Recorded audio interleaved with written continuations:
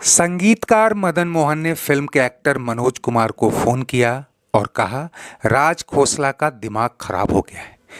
एक गाना है उसको पसंद ही नहीं आ रहा, तुम प्लीज उसे जाकर समझाओ जरा। मनोज कुमार ने इस मामले में दखल देने से इनकार किया और कहा कि मैं क्या समझाऊंगा उन्हें, फिल्म उनकी है, अब गाना नहीं लेना चाहते तो मेरी क्या सुनेंगे।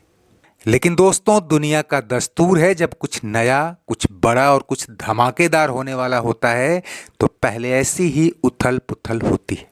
एक ऐसा ही गाना विवादों के भंवर में फंसा था, जिससे निकलने के बाद उसने म्यूजिक ट्रैक पर हलचल मचा दी और एक बेहद रोमांटिक कल्ट सॉन्ग के तौर पर 60-65 साल बाद आज भी लोगों की जुबां पर है। ये वाकया दर्ज है किताब Raj Khosla the authorised biography में। एक और संगीतकार मदन मोहन तब तक हिंदी सिनेमा को एक से बढ़कर एक चार्ट बस्टर गाने फिल्में दिला चुके थे। वहीं डायरेक्टर राज खोसला भी किसी परिचय के मोहताज नहीं थे और उनकी कई सुपरहिट फिल्मों की जान गीत संगीत ही हुआ करता था। वो खुद गायक बनने ही मुंबई आए थे।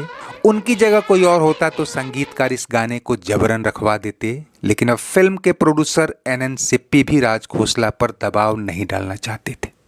संगीतकार मदन मोहन ने एक बार फिर खोसला को मनाने की कोशिश की और प्रोड्यूसर सिप्पी की मौजूदगी में उनसे कहा कि इसे फिर से सुनिए, मैंने कुछ इम्प्रोवाइज किया है। लेकिन खोसला ने दो टूक कहा, ये गाना मुझे पसंद नहीं है, कुछ और बनाइए।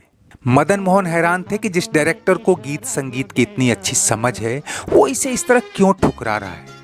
उन्हें लग रहा था कि खोसला या तो पूरा गाना ठीक से सुन नहीं रहे या फिर उन्होंने पहले से मन बना लिया है कि कुछ नया ही बनवाना है। अगर ऐसा है तो हम तो नहीं बनाने वाले। कहते हैं कि खोसला ने ये गाना 4 बार रिजेक्ट किया था।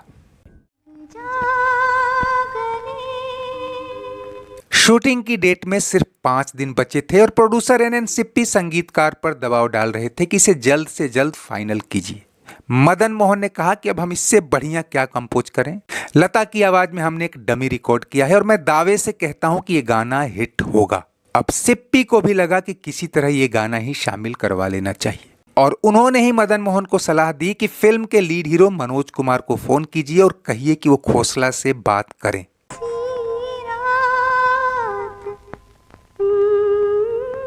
लेकिन यहां तो मनोज कुमार ने भी हथियार डाल दिए थे। बेशक मनोज कुमार पिछले कई साल से इंडस्ट्री में काम कर रहे थे, लेकिन अभी भी उनकी स्टार की हैसियत नहीं बनी थी। और इस फिल्म में तो उस दौर की स्टार हीरोइन साधना ने उनके साथ काम करने से इनकार कर दिया था। ऐसे में मनोज का हौसला भी हिला ही था। लेकिन म्यूजिशियन और प्रोड्यूसर की गुजारिश पर उन्होंने अपने करीबी खोसला से बात करने की ठानी। उन्होंने राज खोसला से कहा कि यह गाना वाकई बढ़िया है। खोसला ने कहा कि मैं इस बारे में कुछ नहीं सुनना चाहता, मुझे समझ में नहीं आ रहा है कि वो इसके पीछे क्यों पड़े हैं। मनोज कुमार ने कहा कि इसलिए कि आप ठीक से सुन नहीं रहे, मुझे वो गाना पसंद है, आप प्लीज एक बार और सुन लीजिए। और दोस्तों, ये मनोज कुमार का दखल था या फिर खोसला का मूड। जब मदन मोहन ने उन्हें फिर से गाना सुनाया तो खोसला कुछ सोच में डूब गए। लग जा गले के फिर हंसी गाने की धुन अब उनके जहन में उतरने लगी और वो अचानक कभी मनोज कुमार तो कभी मदन मोहन की ओर देखते हुए बोले, मुझसे बड़ी चूक हो जाती यार, ये गाना तो वाकई लाजवाब है।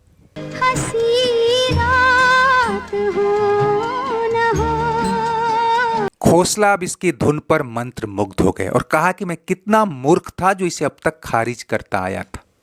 दोस्तों, इस किताब में तो यहां तक लिखा है कि अब खोसला ने भावावेश में आकर खुद को मारने के लिए अपना जूता निकाल लिया था और वो मनोज कुमार से बोल रहे थे कि तुमने एक बेहतरीन गाना हाथ से निकलने से बचा लिया, वरना मैं तो इस पर ध्यान ही नहीं दे रहा था।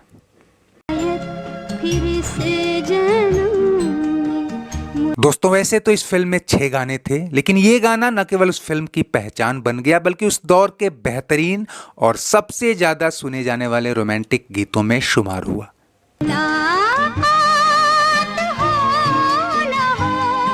ये फिल्म साधना के लिए तो मील का पत्थर साबित हुई ही, मनोज कुमार को यहां से जो उड़ान मिली उसने उन्हें उस दौर के सबसे चमकते सितारे के तौर पर पेश किया। साल 1964 में आई ये mystery thriller film Wilkie Collins के उपन्यास द वुमन इन वाइट से इंस्पायर्ड थी, जबकि इसकी पटकथा ध्रुव चैटर्जी और मनोज कुमार ने मिलकर लिखी थी। मनोज कुमार की तब राज खोसला से दोस्ती थी और वो फिल्म में काफी एक्टिवली काम कर रहे थे। किताब के मुताबिक मनोज कुमार ने इस फिल्म के कई सीन में बदलाव कराए थे और उनके कुछ सुझावों को खोसला ने तहे दिल से स्वीकार किया था।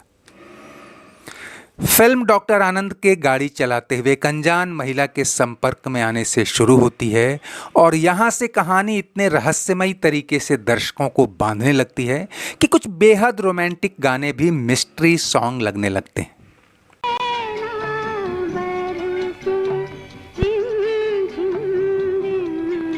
कहा यह भी जाता है कि ये फिल्म गुरुदत्त की डब्बाबंद फिल्म राज से इंस्पायर्ड थी, लेकिन उस दौर में वेस्टर्न मिस्ट्री कहानियों पर आधारित फिल्मों का जो ट्रेंड शुरू हुआ था, उसी कड़ी में कई सोर्सेस से ये फिल्म भी बनाई गई थी।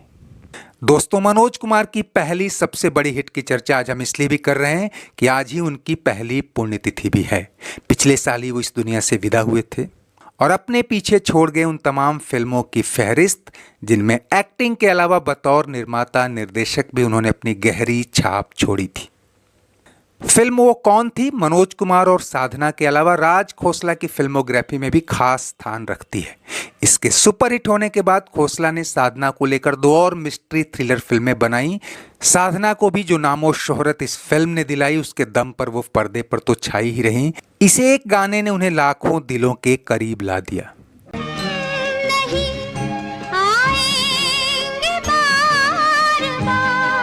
इस फिल्म के सभी गाने राजा मेहदी अली खान ने लिखे थे, जिनमें लता मंगेशकर की आवाज में 3 सोलो और एक डुएट सॉन्ग तथा मोहम्मद रफ़ी और आशा भोसले की आवाजों में 2 गाने थे। खैर, आज हमने जिस एक गाने से बात शुरू की, उसे संगीतकार मदन मोहन और लता मंगेशकर दोनों के ही बेहतरीन नगमों में शुमार किया जाता है और इसे उनसे जुड़े कई एल्बम में शामिल किया गया है।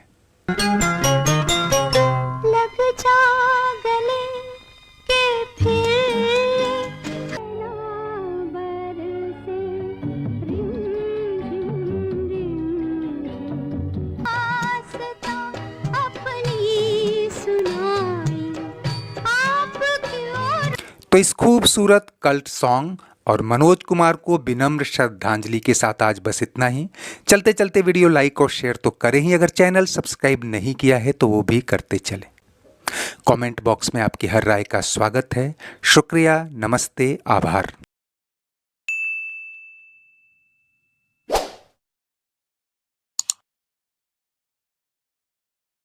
आखिर तुम्हें कहीं तो जाना है। जहां मुझे जाना है वहां तुम नहीं पहुंचा सकते।